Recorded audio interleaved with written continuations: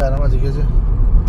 ਠੀਕ ਤੇ ਅਸੀਂ ਜਨਾਬ ड्यूटी कर रहे हैं। ठीक है सामने गड्डी पुलिस की तो मैं पता ही नहीं है तो इतिहार आना फायदे देता सानू। ठीक है घर वालों साढ़े नहीं पता होंगे कि जनाब मुंडा जैशियां ड्राइवर दुबई में मजे लै रहे तो 11 बजे दे। ठीक है तो असी जनाब सुबह असी उठे हाँ तकरीबन कोई 9 बजे नाल।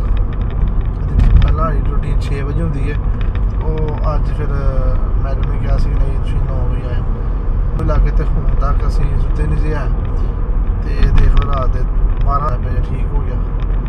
लिहाजा दुबई च आके इंसान काम करता वे सुकून वास्ते। ठीक है वो जो बंदे को सुकून ना मिले तो फिर बंदे की पैसे का की फायदा। राइट साइड से टर्मिनेट टू मेरे। ठीक है लिहाजा मेहनत करो इंशाल्लाह तुहानू दा फल जरूर मिलेगा। जो भाई न्यू है वो मेरे चैनल को लाइक करें, शेयर करें, सब्सक्राइब करें।